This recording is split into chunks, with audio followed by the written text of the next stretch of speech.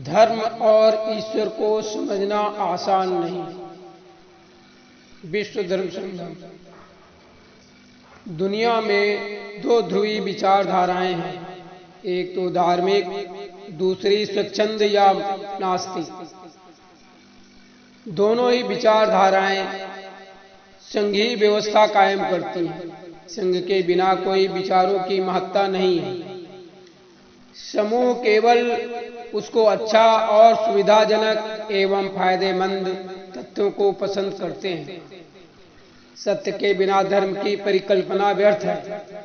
दोनों ही विचारधाराएं सत्य को मानती हैं, लेकिन पालन करने को तैयार नहीं है। धर्म को जब भी कोई समूह मान्यता देता है, तब तक धर्म वहां से खिसक लेता है, वहां नहीं रहता। वहां रहती है तो मान्यताएं, उन मान्यताओं को लेकर बनते हैं अनेक मत और फिर संघ से अनेक रूप और शाखाएं। ईश्वर को किसी ने मान्यता नहीं दी। एक अज्ञात की खोज है ईश्वर, जो व्यक्ति विशेष पर सत्य घटित होता है। समूह को तो दर्शाया जाता है। वह दर्शन कुछ खोजी तो कुछ जिज्ञासा, आओ देखें सत्य या वास्तविकता क्या है। इस बात पर आकर्षित होकर अपनी एक पहेली सुलझा लेने के लिए व्यक्ति विशेष से जुड़ता है। यह पहेली एक चाहत है। वह नास्तिक के पास भी है और आस्तिक के पास भी है। ईश्वर का होना एक विचारधारा है, ईश्वर के न होने की दूसरी विचारधारा है।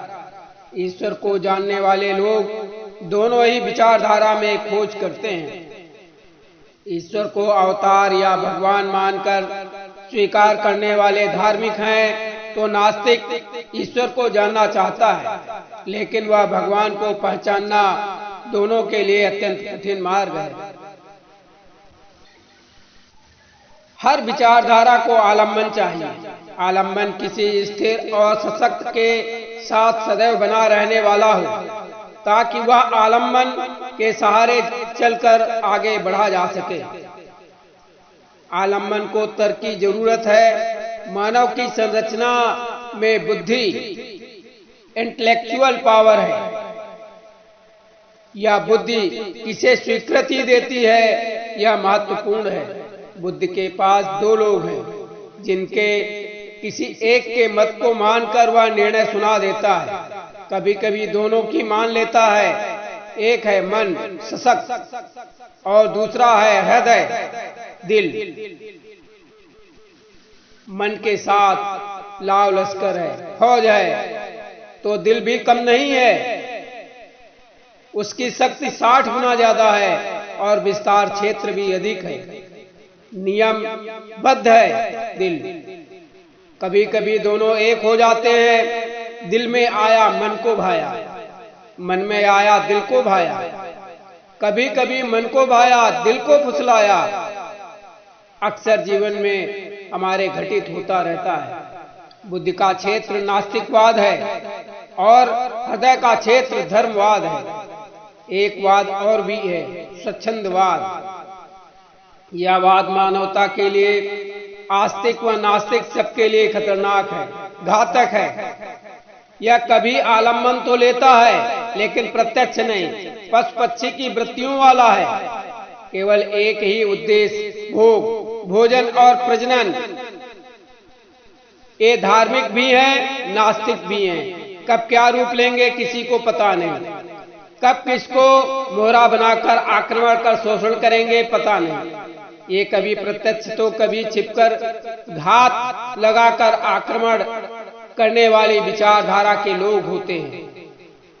शीर्षक है, धर्म और ईश्वर को समझना आसान नहीं है। 3 प्रकार की विचारधारा के लोग पूरे विश्व में छाए हुए हैं। सभी सामाजिक जीवन में है, समूह है, संघ है। इनके साथ हो सकता है संघ में वह अब तक अलग हो, न मिल सका हो। जैसे ही मानव को अपने विचार और वृत्ति के लोग मिलते हैं, साथ हो जाता है। संघ से संघ और संघनित और संगठित होना एक प्रक्रिया प्रोसेस है। यह प्राकृतिक नियम है। अणु परमाणु से लेकर जीव जंतु चर अचर सबकी वृत्तियां फ्रीक्वेंटली एटीट्यूड है जो मिलते ही आपस में जुड़ जाती हैं। धर्म को आस्तिकवाद वालों ने माना जो भगवान को मानते हैं। धर्म को नास्तिकवाद ने भी माना जो भगवान को न मानकर मानव जीवन के मुक्त होने के सिद्धांतों पर आधारित व्यवस्था को माना, जिसमें भी दो रूप हो गए। एक ने धर्म को रूप दिया और दूसरे ने मानवता के रूप को परिभाषित किया। लेकिन आस्तिक और नास्तिक दार्शनिकों में अत्यधिक भेद नहीं है। बुद्ध जैन आदि नास्तिक दर्शन का धर्म है। धर्म आस्तिक है, ना ही धर्म नास्तिक है। धर्म मानव जीवन को उच्चतर जीवन शैली देने वाला सैद्धांतिक व्यवस्था है, जिसके मुख्य नियम है वह आस्तिक हो नास्तिक हो उन नियमों को आचरण में शामिल कर व्यवहार जगत में पालन करता है। हम उसे एक अच्छा या धार्मिक व्यक्ति मान लेते हैं। सत्य, अहिंसा, आस्ते, सोच, विशुद्धता, अपरिग्रह, दया, क्षमा, संतोष, धैर्य, अक्रोध आदि आदि हैं। कुछ दार्शनिकों ने 5 को प्रमुख माना। इन सिद्धांतों को पालन करने वाला व्यक्ति धार्मिक दर्शन को मान्यता देने वाला या धार्मिक कहा जाता है। लेकिन धर्म के समूह या संगठन की मान्यताएं बाह्य उत्सव और लाभ हानि पर आधारित होने से धर्म के स्वरूप को नहीं जानती। धर्म आनंद और उत्सव देता है, लेकिन कब और किसको? भगवान का दर्शन या ईश्वर की अनुभूतियां या मानवता घटित हो जाए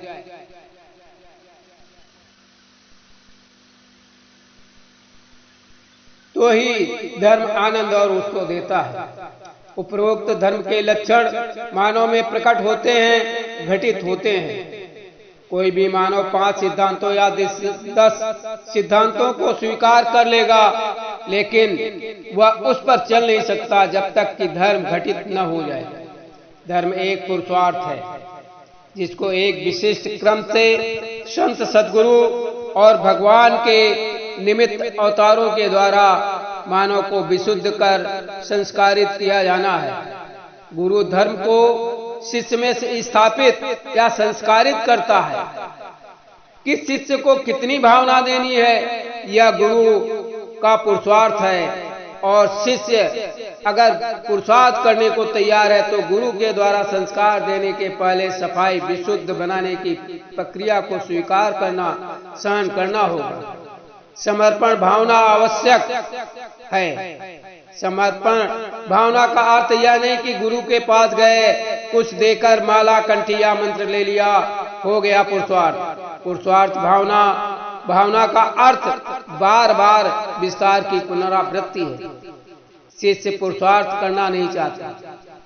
भोग की जन्म जन्मांतर की वृत्ति, पशु और पक्षी जैसे स्वच्छंदता की वृत्ति उसे समर्पण भावना का पुरुषार्थ करने से वंचित कर देती है। मन और बुद्धि से वह पुरुषार्थ को स्वीकार नहीं करना चाहता है। धर्म मन और बुद्धि से अंगीकार नहीं होता। हृदय से धर्म और गुरु को धारण करेंगे तो यही बुद्धि शुद्धि प्राप्त कर अनेक रहस्यों को खोलते हुए सर्वत्र भगवान के दर्शन करा देती है। यह आम मानव के लिए समझना आसान कैसे हो सकता है? विश्व धर्म सनातनो, विश्व धर्म समाचरित, जय विश्व धर्म संगम। आगे बढ़ें और उत्सुकता जागृति लाएं। विश्व धर्म संगम वैश्विक रूप से सभी मानव मात्र को दुखों मनस्ताप से निवृत्त होकर मुक्त जीवन शैली को विस्तार करता रहता है। आप सेवाओं को प्राप्त करें। आपका हृदय से अभिनंदन है, स्वागत है।